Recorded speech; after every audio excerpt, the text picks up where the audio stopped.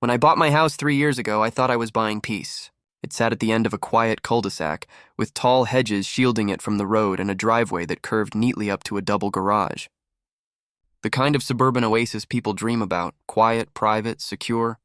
But I had no idea that my next-door neighbor, a woman everyone in the neighborhood called Karen behind her back, would turn that driveway into her personal parking lot. The first time she did it, I brushed it off. It was during a weekend cookout at her place. Cars were lined up along the street, and my driveway must have looked like an inviting option. When I came back from a grocery run and saw a beige SUV parked squarely across my garage, I sighed, parked on the street, and decided I'd talk to her later. That talk didn't go well. "Hi, Karen. Just a quick thing," I said when I knocked on her door that evening. "Could you not park in my driveway? I couldn't get into my garage earlier." Her smile was wide and fake, the kind of smile that never reaches the eyes. "Oh, don't be so uptight. It was just for an hour. You've got such a long driveway anyway. It's not like you need all of it." "I do need it," I said firmly. "Please don't park there again." Her smile faltered, and I could tell she didn't like being told no. But she nodded. Fine. That fine was a lie. Over the next few weeks, her SUV appeared in my driveway more and more often. Sometimes she'd leave it there overnight, other times just for a few hours during the day. Each time I knocked on her door and reminded her. Each time she brushed me off with a new excuse. Oh, the street was too full. I was only running inside for a second. My driveway was being power washed. It was always something, and always delivered with that same grating, fake smile. Eventually, I got tired of knocking. I started leaving notes on her windshield instead. They were polite at first. "Please don't park here."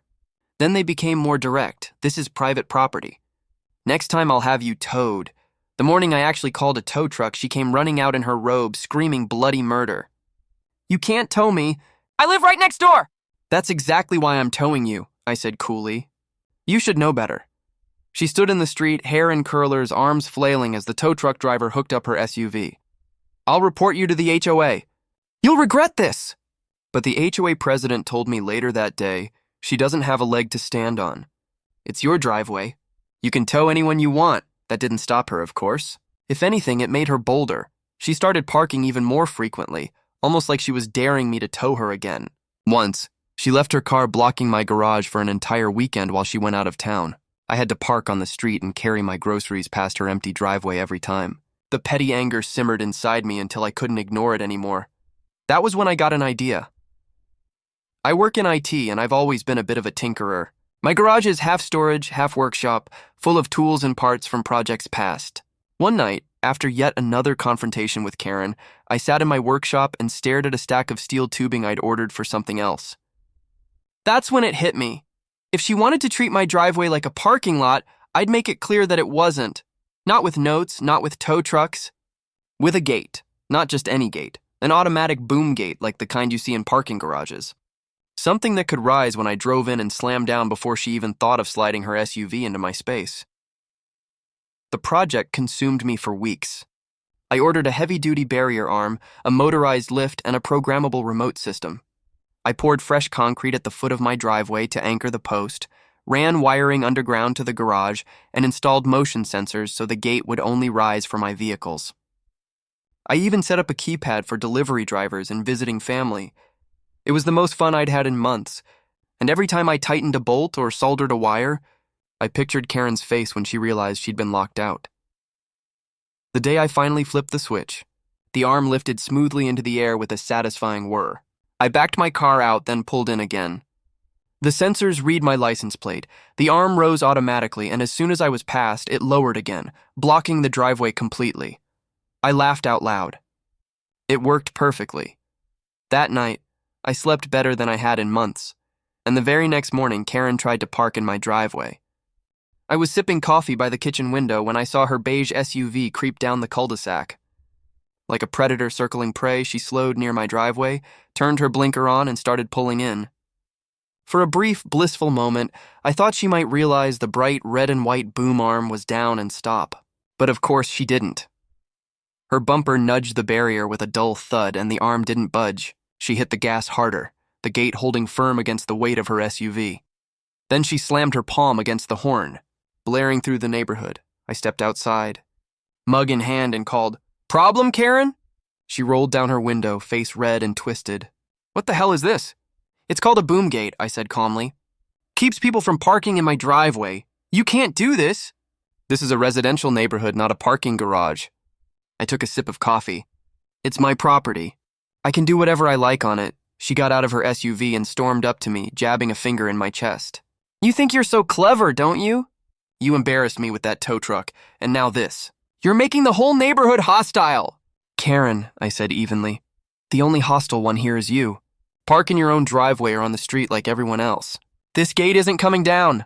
Her eyes narrowed into slits. "We'll see about that." The very next day, I got a letter from the HOA demanding I remove the unauthorized structure. Apparently, Karen had wasted no time filing a complaint. I called the HOA president, who groaned when he heard my name.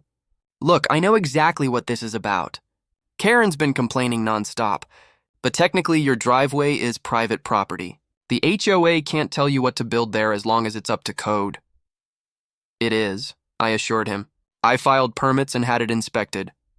"Then ignore her," he said. "She's all bark, no bite." Still, Karen didn't stop. If anything, she escalated.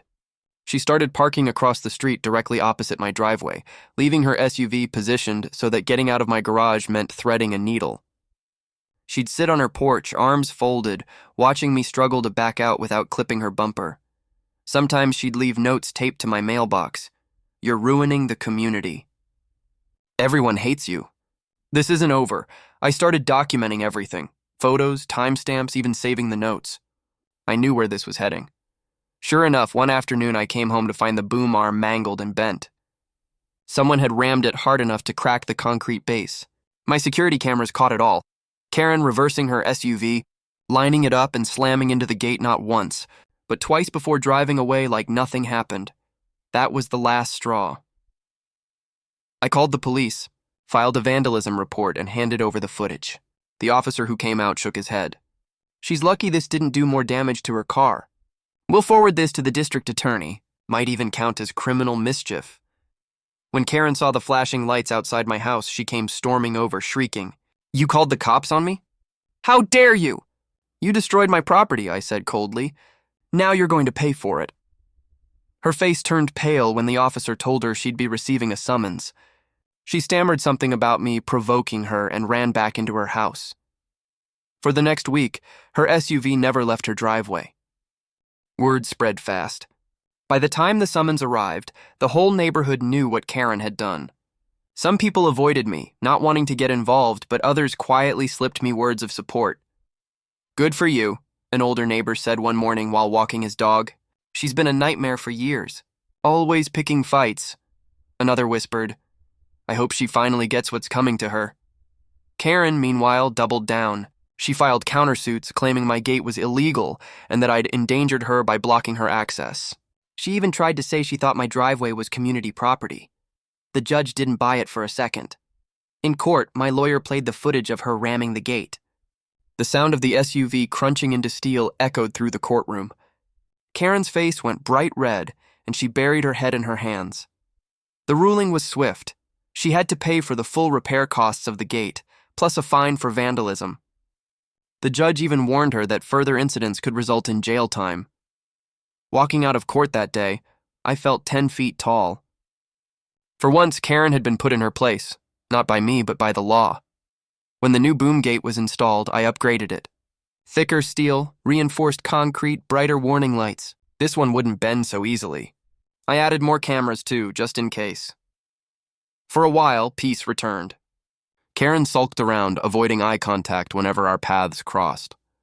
Her SUV stayed firmly in her own driveway, but I knew her type. She couldn't let it go. One evening, I caught her standing near the gate, phone in hand, filming it. When she saw me watching, she shouted, "This is harassment! I'm documenting everything," before stomping away. Later, I learned she'd been filing complaints with the city, trying to argue that my gate violated some obscure zoning ordinance. Inspectors came, took one look at the permits I'd pulled, and shrugged. "Everything's fine. She's wasting our time." The more she failed, the more desperate she became. She started spreading rumors that I was dangerous, that I had anger issues, that I'd threatened her. One neighbor even asked me nervously if it was true. No, I said flatly. The only person threatening anyone is her. But Karen's lies backfired. People got tired of her drama. Invitations to her parties dried up. Neighbors stopped chatting with her on the sidewalk. Where she'd once been the queen bee of the cul-de-sac, she was now the pariah. One afternoon, as I worked in my garden, a car I didn't recognize pulled up to her house. Out stepped a woman with a clipboard and a company polo shirt. They talked for a while, then walked over to my driveway. "Hi," the woman said. "I'm from Safe Park, a parking management company. Karen here says you're restricting her access to public property with this gate. Can you clarify?" I almost laughed. "This is my driveway. Private property. I've got the deed and the permits if you want to see them." The woman's eyebrows shot up. She told us this was HOA property. "Nope," I said. "Want to see the footage of her trying to ram through it?" Karen's face turned crimson, and she spun on her heel, marching back to her house without another word. The Safe Park rep chuckled and shook her head. "Guess my job here's done." By then, even the HOA had had enough. They sent a letter to every resident stating that the gate was legal, approved, and not to be interfered with. Translation: Karen, shut up already. The final showdown came 6 months later. It was late at night, almost midnight, when I was jolted awake by a loud crash. I ran to the window and saw headlights glaring against the boom gate.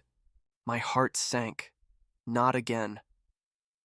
I grabbed my phone, pulled up the security feed, and there she was, Karen, half out of her SUV, tugging at the barrier with both hands like a madwoman. The gate didn't budge. I called the police immediately. By the time they arrived, she was sitting on the curb, sobbing, mascara streaking her cheeks. She tried to ram it again, I told the officers, showing them the footage.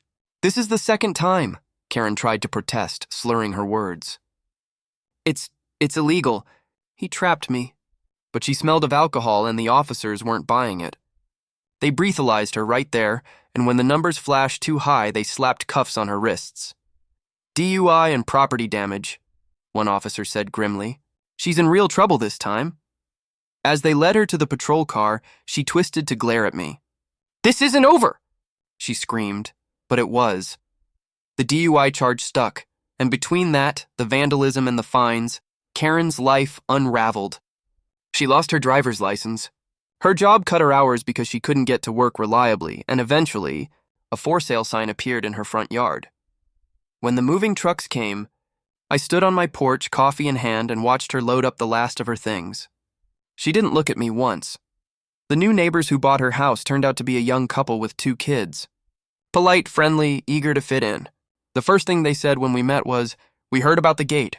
Honestly, it's genius. Don't ever take it down," I laughed. "Trust me, I won't." These days, the boom gate stands tall at the foot of my driveway, rising and falling smoothly as I come and go. No one dares challenge it anymore. Delivery drivers punch in the code, friends use the remote I gave them, and every time I see that arm lower behind me, I feel a sense of calm. It's more than just a barrier.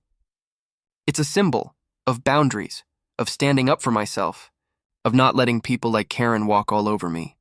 Sometimes, late at night, I'll sit by the window with a drink in hand, watching the gate under the glow of the street lamp. I'll think about how much stress she caused me, how much energy I spent fighting her, and how close I came to giving in. But then I'll remember the look on her face when she realized she couldn't push me around anymore. And I'll smile. Because in the end, she was speechless, and I finally had peace.